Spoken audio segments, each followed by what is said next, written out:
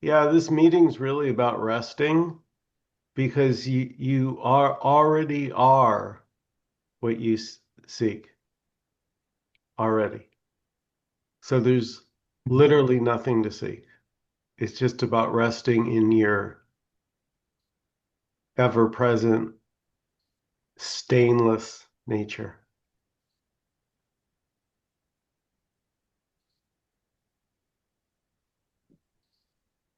Unstained, like the movie screen, never is stained by the movie.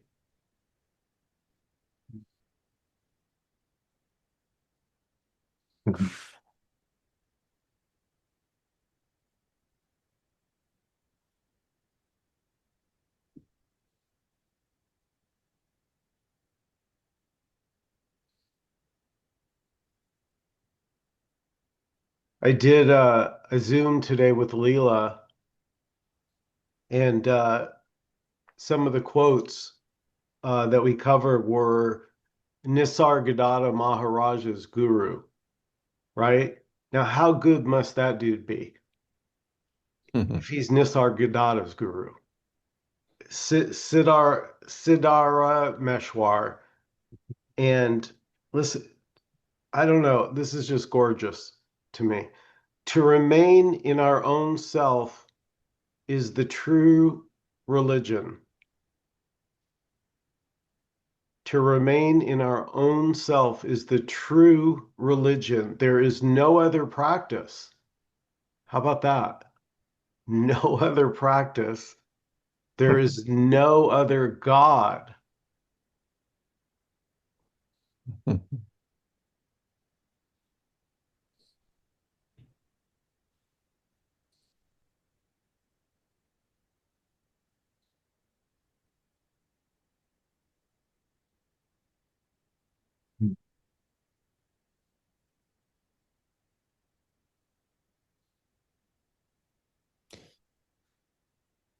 That reminds me of the question, am I who you think I am?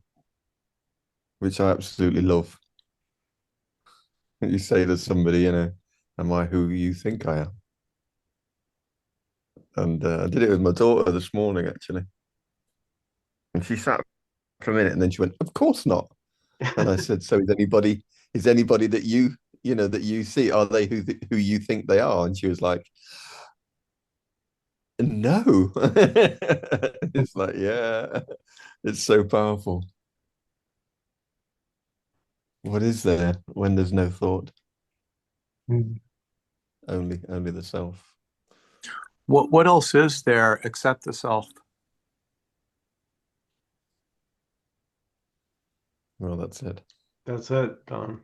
Sounds like dawn. Yeah. It does, Yeah, doesn't the it? blackness, the black hole speaks.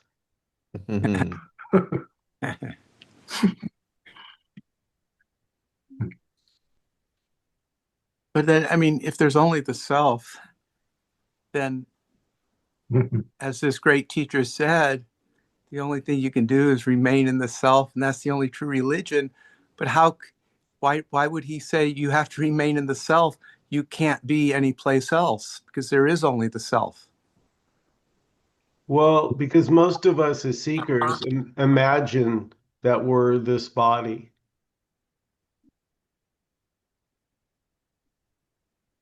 There's the imagination and then there's the actual. And they're not really two. I mean, they're not really two, but they're also not the same. Explain that a little more. Well, you have imagination, which seems to appear as an expression of infinity itself, but you can't see infinity.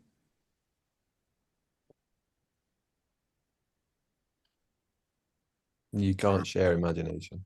Right.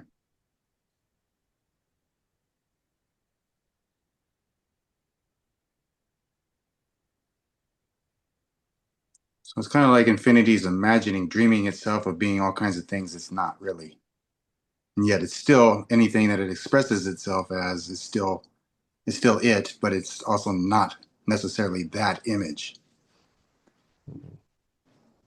Mm. just say it's that image, then you have separation. Yeah, it starts so innocently, right? Because we can imagine the baby, right, in the bassinet looking at the shiny objects. It's just going to reach for them. It's going to become fascinated by the shiny objects. And that's kind of what happens to us. You know, this dream world captures our attention and we become immersed in it, and we get so immersed in it that we forget our true nature.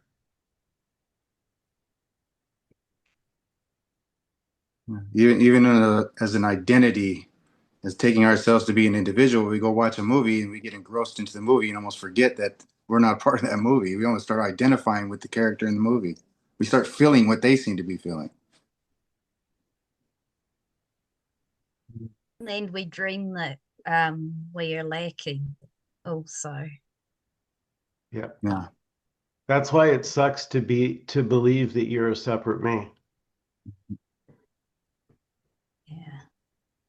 I'm actually writing something right now. I'm not done with it yet. It's a little bit of a longer essay, but something off of reading Byron Katie's book, I Need Your Love. Is that true?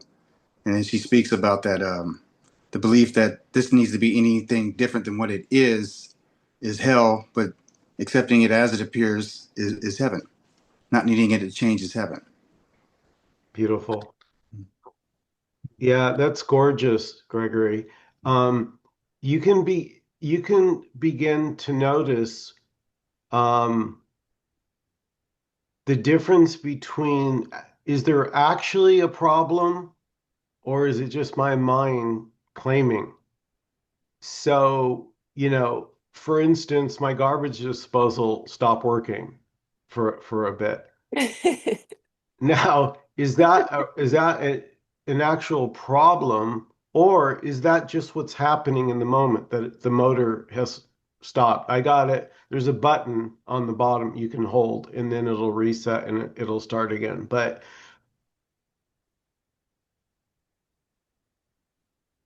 I forgot my point.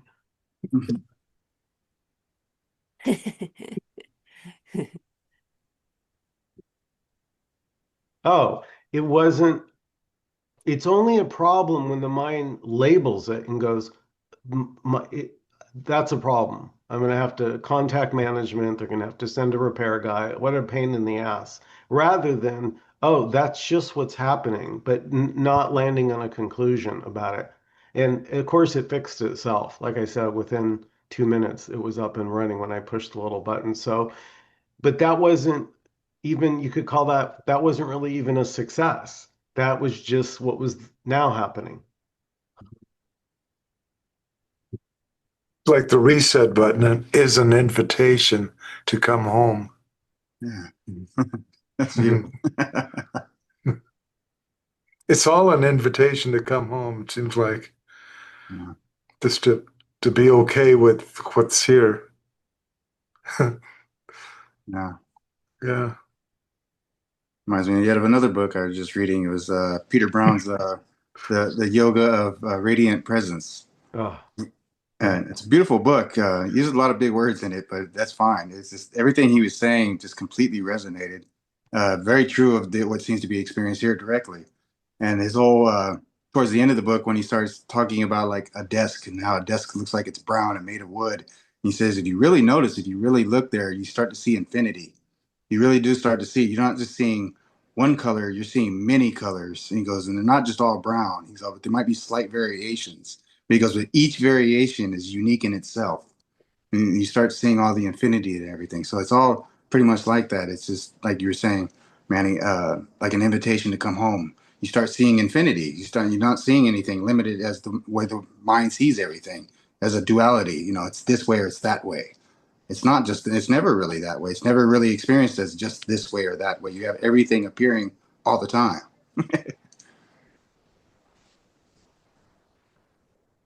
And infinite variations at that, and yet it's all right here in the same field of experience.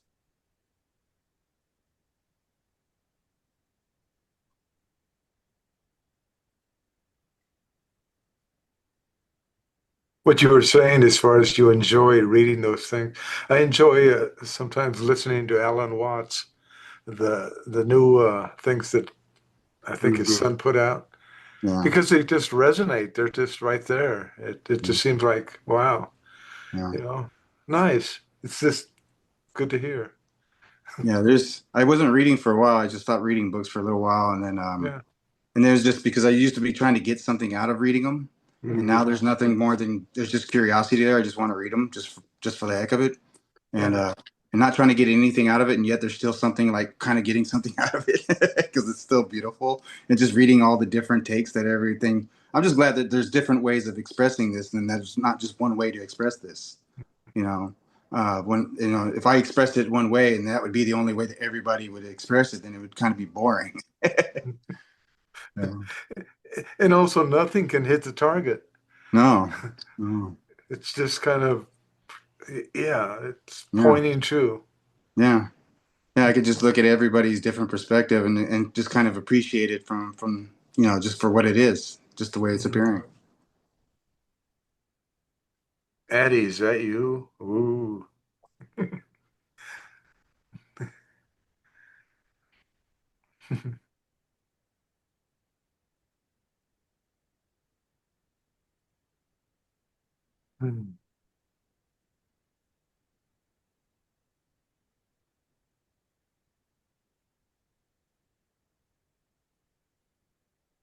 Anybody go to Halloween things? I totally forgot it was happening. I wish I could have. I wanted to. Yeah.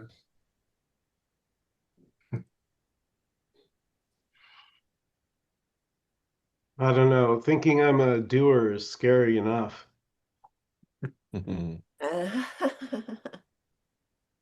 You begin to see how life works perfectly already.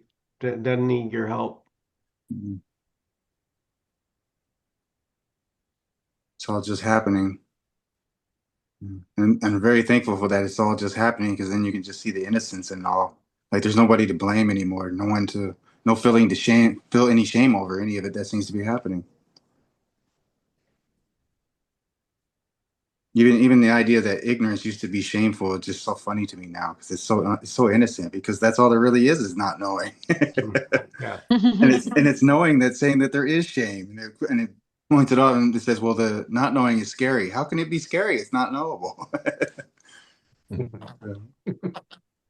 It's knowing that makes it scary, but you're arriving to a conclusion and taking that conclusion, which is very relative, but it makes itself once you arrive at that conclusion, then it seems to present itself as an absolute, even though Yeah. it's still relative. Yes.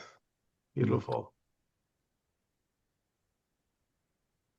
And yet it's just You can notice when you're doing an action, how little of it is actually the like what you call you.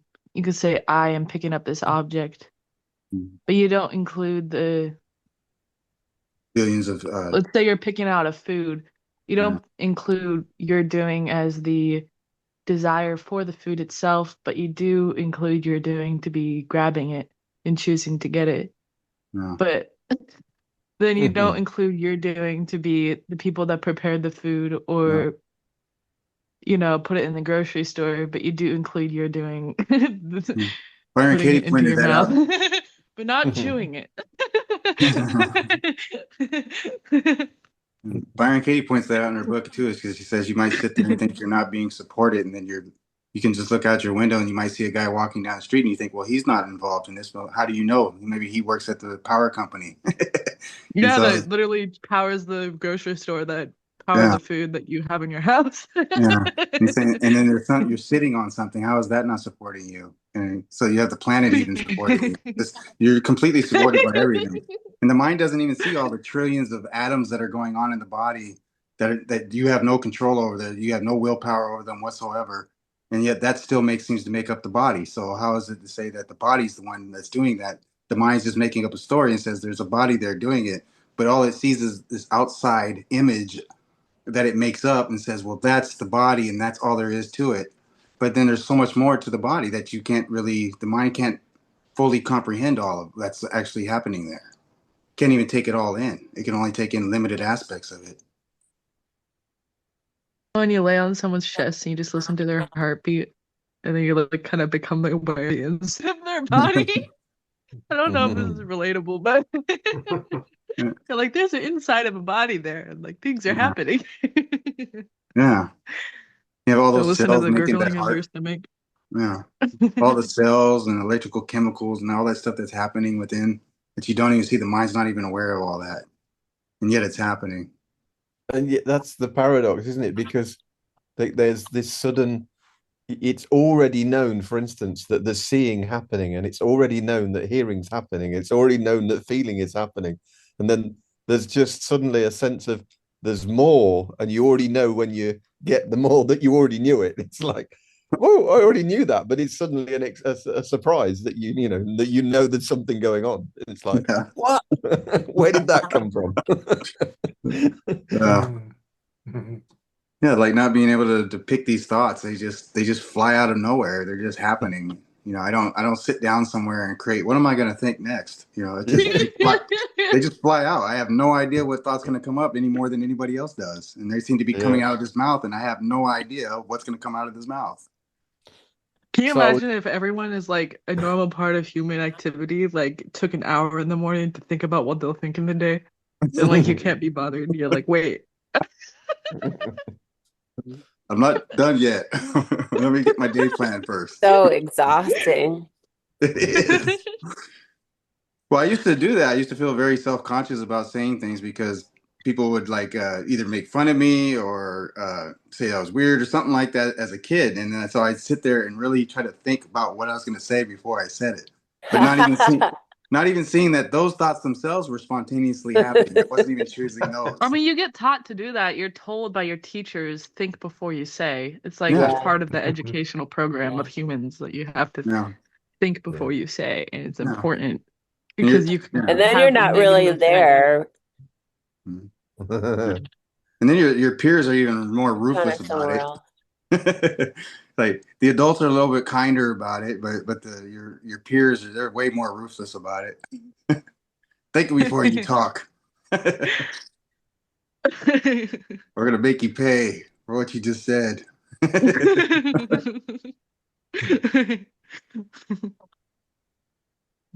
I remember growing up that when something went wrong, the question was always, what the fuck were you thinking? Yeah.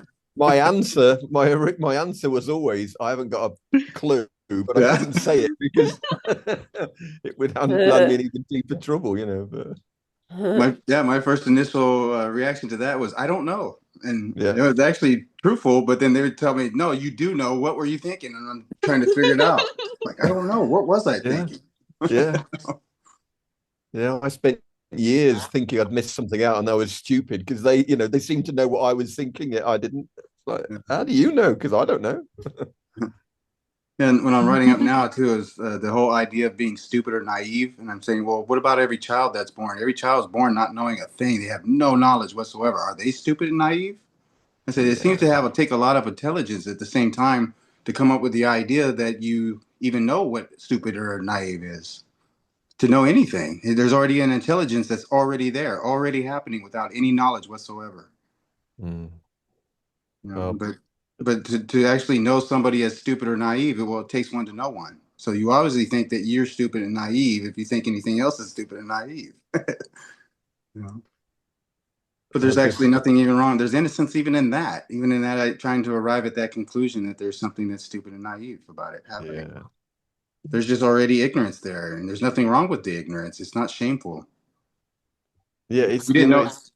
I was sat in the car this morning and then the sun suddenly, the cloud shifted and the sun was really powerful on my eyes. And it was as if my eyes kind of retracted. And then at the same time, they went, wow, I exist. I can feel, it was like, what the fuck's going on? And literally my eyes kind of screaming that while I'm driving down the road. And I was just grinning away like a Cheshire cat or something, but I don't know what I was going to say then. There was something else, but yeah. Blinding light. Yeah, it's just, it's really powerful feeling that was just came from the eyes. It's like, yes, I'm alive. I can feel. So beautiful. We'll try to capture things like that with a camera, but like there's so many things that your eyes see that you just don't bother being able to even have a camera for. It's just like, I don't know. It's, the eyes are the best camera. Yeah, they are. I worked Very behind the camera 3D. for, yeah. I worked behind the camera for a long time, and I go film like a lot of different behind the scenes things, and be at concerts and be in the press galley, and everyone would tell me, "You've got like the best seats in the house all the time." I said, "Not really. I'm behind the lens. I'm behind the viewfinder. I'm not there like you are. You get to enjoy it. For me, it's work." You're actually having fun. You're just taking in the moment. I said, there's times I don't even want to film anything or take a picture. I just want to be fully in that moment that's happening. I just want to be there. The experience with it, I don't want to actually capture. I can capture it, but then I'm looking at it after the fact, and I'm like, oh, did I capture it well? It's fun taking pictures, but at the same time, I want to experience. We're a funny species, right? We'll spend $1,500 for front row seats and then hold a fucking iPhone for 2 hours and look through that viewfinder. Yeah. Am I getting it right? It's kind of what's happening though, isn't it? It's like right now, there's for at some level, there's a sense of a viewfinder that's already watching this. It's like you're sitting and looking through a viewfinder. Yeah. Yeah. Do you have to have a viewfinder in order to do what we're doing, kind of thing? Yeah. Well, that's it's not quite true, obviously, but yeah, instead of sitting here just going like this, yeah. Exactly. And it's beautiful because like see your guys' faces. Yeah, we just want to share it, don't we? We just want to share that moment with others, and that's all it really is. I want to share this with others, and then you get which I love these kind of comments. You see the smart ass comments and videos where they're shaking around the camera. They go, "The cameraman's got one job." I love those. Well, you can think about it like people's eyes are just their own, and they want others to see through them. Yeah. Yeah. It could be a lonely existence having only your own pair of eyeballs that no one else can see through. Yeah. And then everything really is actually seeing through the eyeballs. It's actually already everything that's actually seeing through the eyeballs, or that is the eyeballs. It's actually the seeing and the seeing.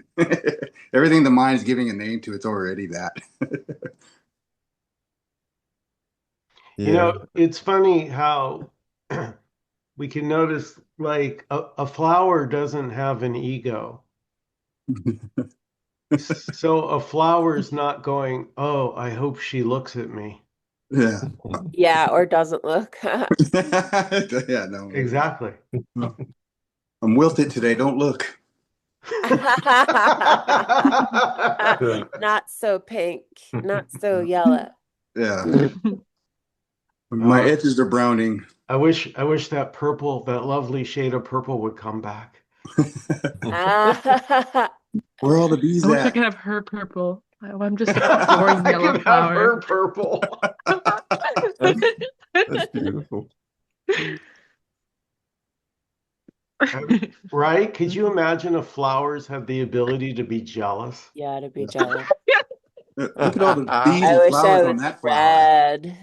I was red. Oh, look at that rose. Oh, she thinks she's so special. So perfect. Everybody buys We're them. over it. Yeah.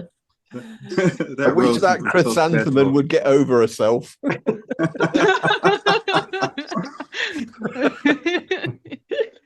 at that dandelion with all its seeds on it still. Lame as fuck. They just Let him go. Let him go already. Lazy as fuck. I hope a kid comes along and kicks them all off you. You won't do it yourself, bitch.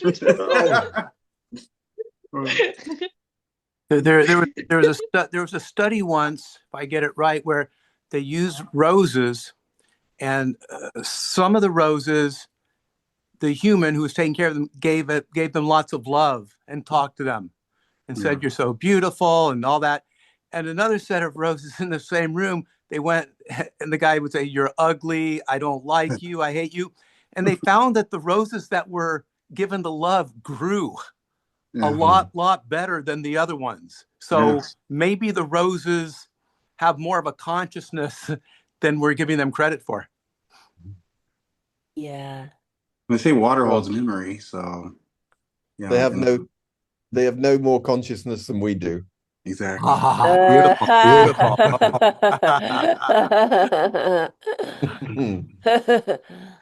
Oh, look at that I've consciousness.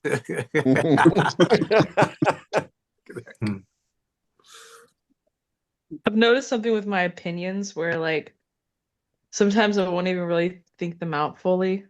Like about trans people, I used to have an idea about them. I'm like, that's not natural because I have an idea of what a woman should be or a man, and it's for this reason and that, this intellectual reason and this. But now it's just like if they feel that way, okay.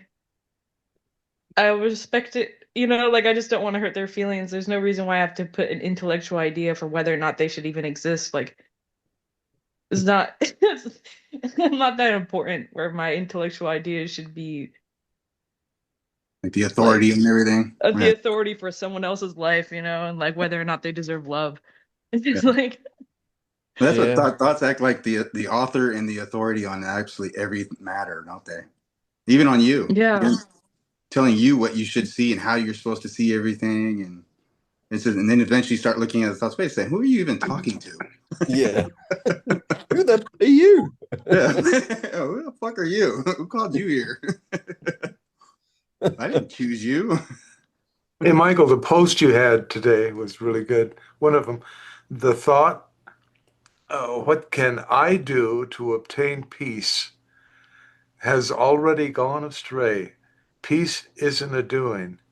And what Addie was talking about, we're always trying to change this or change that or do something to gain peace. Yeah. to right gain here. to be okay with ourselves. So we're always trying to, all of the things that we do to try to do that. Yeah, we try to find it through the mind, and yet it's right here. The mind is even held in that same peace that it's looking for. The stillness it seeks, it already appears in that stillness. And it's so beautifully innocent and immediately obvious, isn't it? It's even the discussion and description of anything we've ever seen, imagined, or experienced is so innocent in itself, and yet we seem to bitch and moan about it and laugh about it, and yet it's all the same. Yeah. It's all the same. Yeah, it's all the same. Yeah, different variations of this infinity. It's just beautiful, all of it, every last bit of it, even the weird stuff, the weird egoic stuff. Especially the weird stuff. Yeah, especially the weird stuff. Yeah. And the whole idea of the self and the separate self, it wants to be seen as special. It's totally special because it's not separate from everything else. Yeah. It's like, well, there's only what is, so what else can there be? So if there's anything that's special, it's that. Or unspecial, not special, it's still that. Our initial reaction to seeing ego in others can be often distaste, like something in you cannot like it, but we're really not liking it in ourselves. Right. It's like we project. And when there's compassion for others having to put on airs, there can really be a love or because you've been there. Yeah. Even if I feel like I haven't been there and I see something, I say, what if I just put that in? What if that is here? What if that is something I can just let my rest in this heart right here, right now, and just let it be that? Just let it be that. What's wrong with that? There's nothing wrong. And in going into that, there's just compassion there. It looks like when we accept others, we're accepting them, but it's actually self acceptance. It is, yeah. That's beautiful, Michael. Because we're trying to get away from something. We're scared that something like that might exist here, and that's the whole thing. It's like, no, I'm gonna go ahead and let that fear go ahead, and because that fear is kind of pointing me to something there. What am I scared about? What if I just go ahead and embrace that and put it in here? Even if I can't really find it here, I'm just gonna go ahead and bring it in here anyway. And when I do that, then I don't seem to care and don't seem to mind anymore if that seems to happen in here or not. what's even in here anyway? Where's this location of in here? That's separate from out there, you know. But Where's even how out does, there? sorry, Go No, go ahead, ahead. Go ahead, Tanya. but how does it acceptance happen? What's that? What was that? How does acceptance happen? How does acceptance happen? Oh, It just does Yeah. happen. It just happens. Yeah, it just happens or Well, it doesn't. it certainly seems to happen, doesn't it? Yeah. It's not really it's the mind is the one that's saying it needs to accept. It'll say, and it's always rejecting or accepting. It's always dividing. So this, I mean, there's already acceptance for whatever seems to be happening. It's already there. It's naturally there. It's not even really an acceptance. It's just this presence or whatever you want to call it. It's okay with absolutely anything that seems to appear to happen because it is that. that what can I do to obtain it? You can't obtain it. It's already this. Mm. It's already present. Mhm. It's nothing I can do can get me to Yeah. to be to Yeah. be it, Yeah. I can describe it afterwards, Yeah. but that's not it. Yeah, the mind will take it and put it off into the future and make it inaccessible to you because it'll say it can be accepted, but later, out there somewhere, some other time, not now. Got to do this or got to do that. I got to Yeah. work harder. Yeah. Yeah, it's you guys remember Charlie Brown and Lucy when she would say, "I'll hold the football for you, Yeah. Chuck." He would take a running toward the ball, and every single time she pulled away, and he'd go flying up in the air, cussing her out. Yeah. Again, bam, land on his ass. Yeah, He's all flying sideways. yeah, yeah, And and he just lays on the ground. yeah, and you realize like she can't help herself. No. Like that's just what Lucy does, you know? Yeah. So it's so innocent. Like you see the innocence of everything is just doing what it cannot help but do. Yeah. And old Charlie Brown falls for it every time. Yeah, and it's up to Charlie Brown to notice it. Like too often we try and change others, Mm-hmm. but really it's not about changing others. Yeah. It's about, in a way, seeing my relationship isn't what I think it is. Yeah. Yeah. Yeah, it's just the one thing appearing as openness or it's sort of a shutness. That's all acceptance is, and it's something that appears or doesn't. And it kind of, and it, like Michael was saying, it is very much, it's just as simple as noticing. It's just that you don't really have to put any effort into it at all. Just noticing what's happening there. Perhaps that's just thoughts. Most of the time it is just thoughts. And just noticing what the thoughts are saying or doing. And just it's not a good or bad thing either. No, it's Sorry to not. interrupt you. Right. No, what you said is perfect on that. It's not a bad or a good thing at all. It's just noticing. You just notice it there, and you might notice that as well. It might be saying, "Oh, this is bad," and this is good, and then just in noticing that, oh, now I see why there's a struggle there. But also remembering that there's no one noticing. Exactly. All right. Yeah. It's like having a choice, and then you can actually see that there's actually no choice at all really happening, and yet choices still seem to happen anyway. Yeah, so if there's a bunch of sort of shutness, if there's a bunch of like, I shouldn't be this way, neither should anyone else, then that's what's happening. And the more there's like a curiosity about what that is, the more that's just the flow of it. Yeah. Beautiful. Yeah, I like the sense of curiosity that arises with the sense of amazement, kind of together. You Yeah. know, there's like an amazement that I'm curious, and there's a curiosity that I'm amazed. Yeah. It's that, you know, Yeah. kind of again, it just comes down to how the fuck did that happen? Yeah. And it's so amazing. You Yeah, know, even like, as children, we ask like why or what, and then they give us an answer, and even that's amazing to us. yeah. And then we start to think that we really do know what it is. Oh, I know what this is, and then everything starts to seem kind of dead at that point. It's not wonderful anymore. I don't know. I've seen that 100 times. Who cares? You've never And seen it sometimes before. it's just, sorry. Go ahead. Sometimes it's just preferences, you know, like it can feel good not to accept something. Would you like a slug sandwich? Like, no, I won't. No, no, wait, no, not doing it. No, No, thank you. Sandwich. I like my slugs without bread. Yeah. Fresh and live. Yeah. A lot of people are very like accepting of other people's preferences. And like Yeah. sometimes I want to be like just not do what someone asked for, and then they just have to deal with it. I don't know if this makes any sense, but just I don't know. There's so much sureness about who we are and our preferences and what we want, and then like fear of trying something new that we don't want to do. And sometimes it's nice to just like completely let go of those ideas. Like for the longest time, I thought I didn't like orange flavored stuff, and then I just turned off all my thoughts, and I just tasted something orange flavored, and I was like, "Oh, gee whiz, that's delicious." So it's just like, I'm having that with Yeah. coffee at the minute. I've come to the realization that I don't like coffee. I only like the sugar that's in it. I Yeah. just eat sugar instead. It's just like, if it's not sweet, I don't like it. And then I was like, actually, I don't like coffee. You know, I don't like it. You can acclimate to it.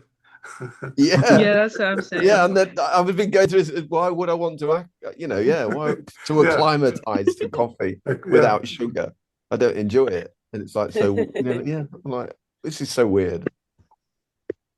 So it can be something when you begin to realize that you're not in God, God's in you.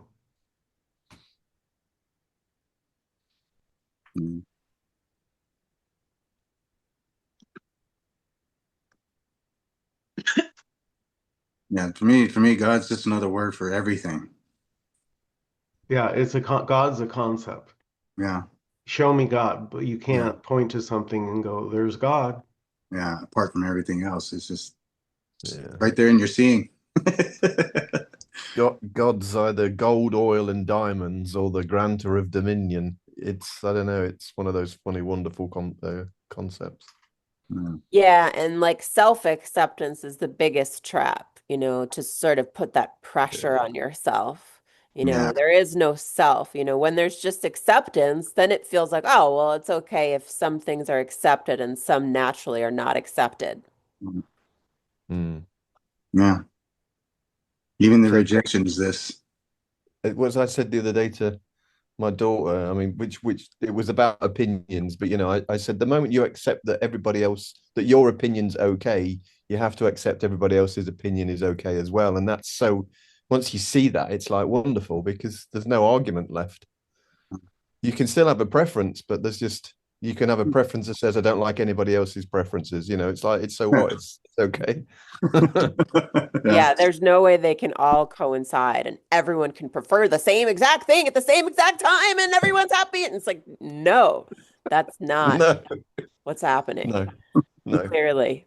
And like, And it can be beautiful to see or experience the feelings of someone else's preference, and then your own preference and rejection to it. And it's that contradiction is a wonderful experience so without the interesting. mind. Yeah, it makes it so interesting. I had a friend that didn't like fruit, like zero fruit ever.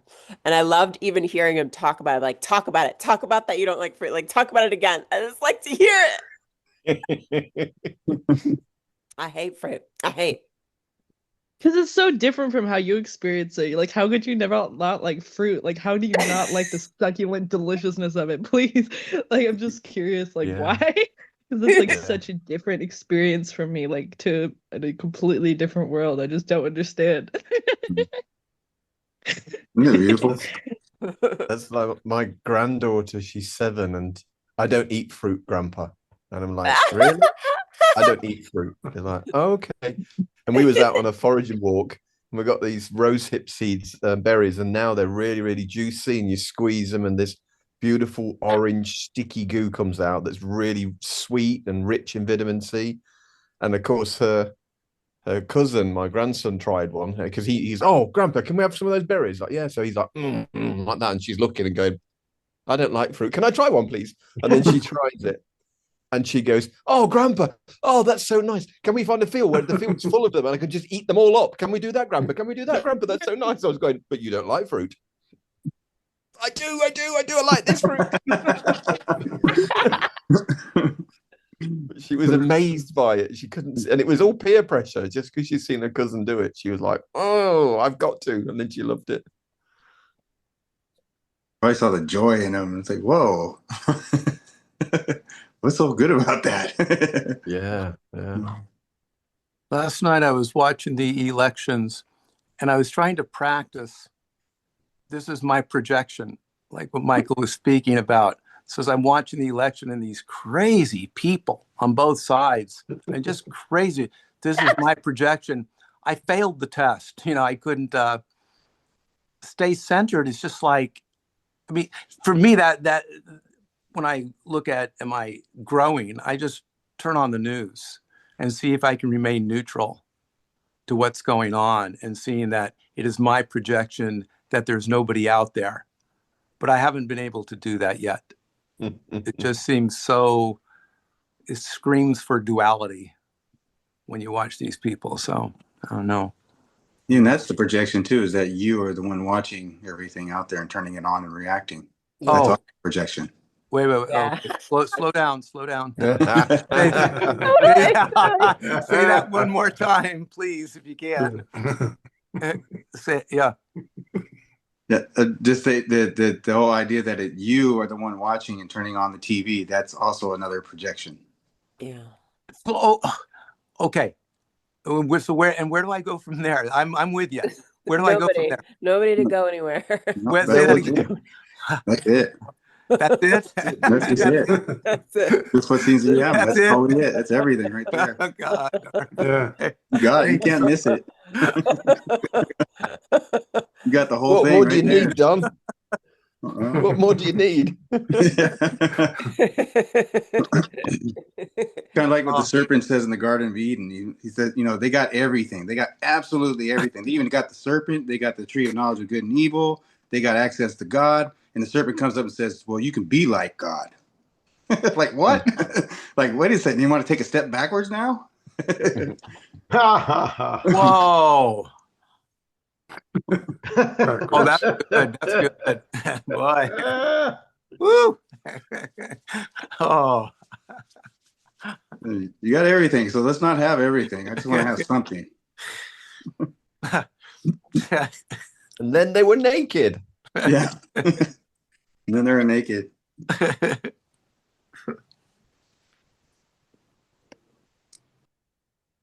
Who's that? Oh, this is mystery. Hello. You come to say hi? He came over to say hi, I guess. He's like, my turn.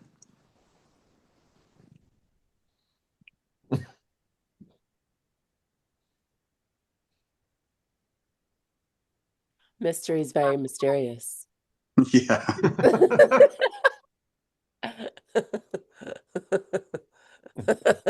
So, with the few minutes we have left, maybe we could just do a short meditation. You can have your eyes open or closed, either one, but we'll just start by noticing the body. If there's any tension in the body, you can just relax it. Any tightness in the shoulders, just relax. Just drop into this moment. No thought required. And it's not a doing because it's already ever present. And just noticing it more and more, resting in the ever presence that you are fully already, just noticing it. The deliciousness of the emptiness, the boundlessness.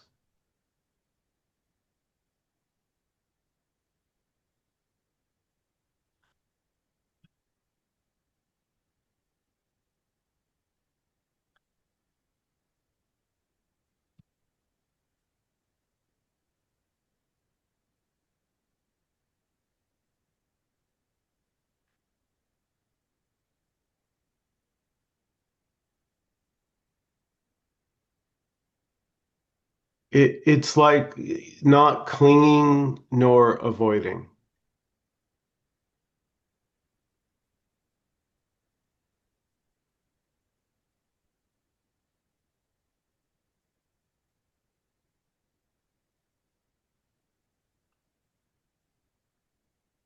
It's a peace without cause or reason.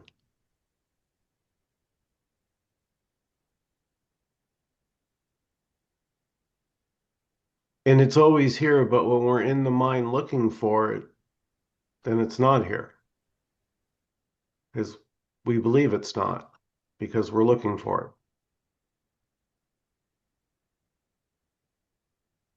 So sometimes that's why it said dropping from your head into your heart, going from logic and thinking and storytelling to just being.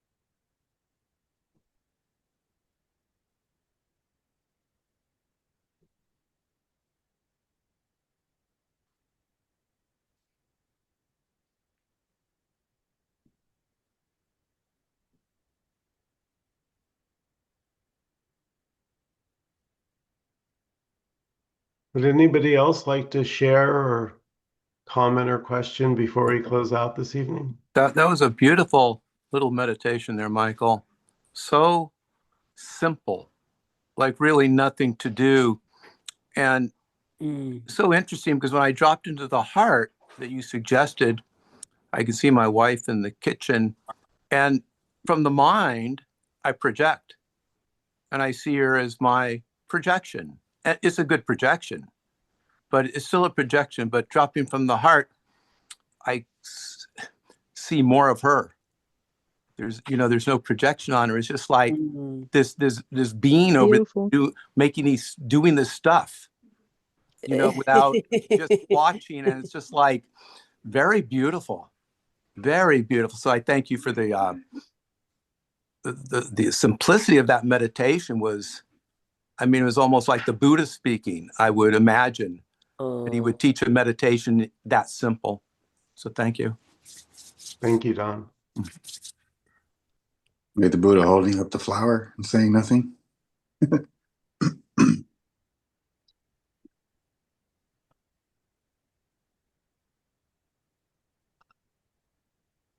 So, if everything is okay, it's just Bort has a habit of saying it's not okay, and like there might be a habit of identifying with the body, but like the body's not saying it's not okay, right? Exactly. Oh, she said it better than I could have. Yeah, what a great response. Yeah, that was wisdom. Like, what if your thoughts were baby talk and they were just gibberish and made no sense? You mean yours aren't?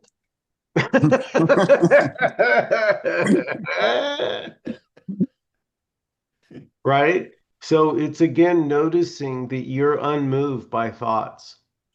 Thoughts are the property, you could say, of the mind. You know, they're not yours. Oh, she's so cute. Oh,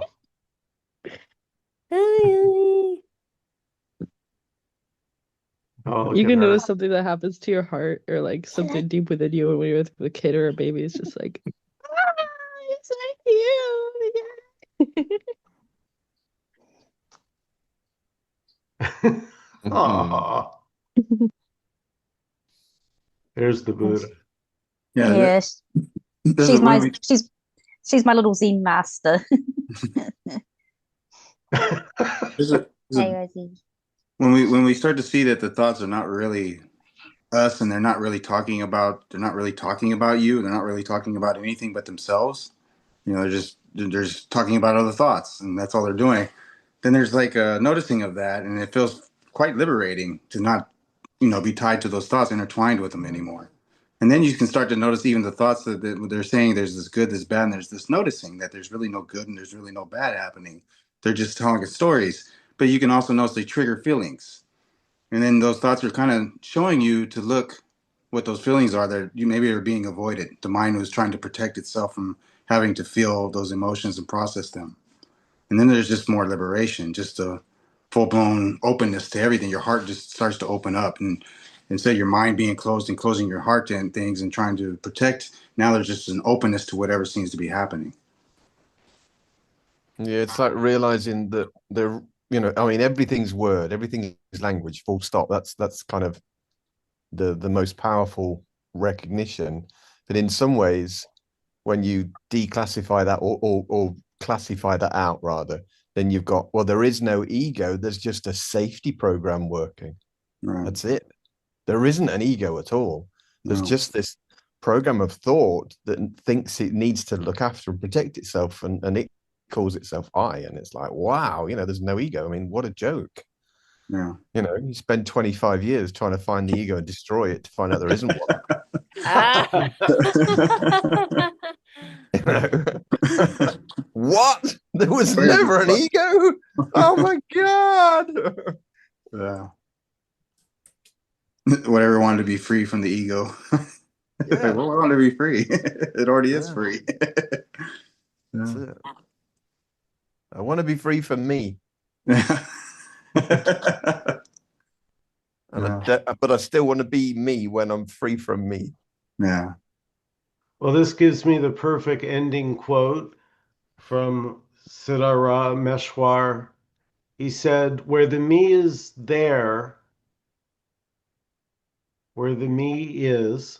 there is bondage. When the me disappears, bondage goes away. Yeah. Beautiful. Thank you guys so much for coming. What a blast. Thank you, everybody. Yeah. Thanks, Thank Michael. you. Thank you, guys. Have a Next great time. evening, everybody. You too. Bye. Ciao. Bye. See y'all.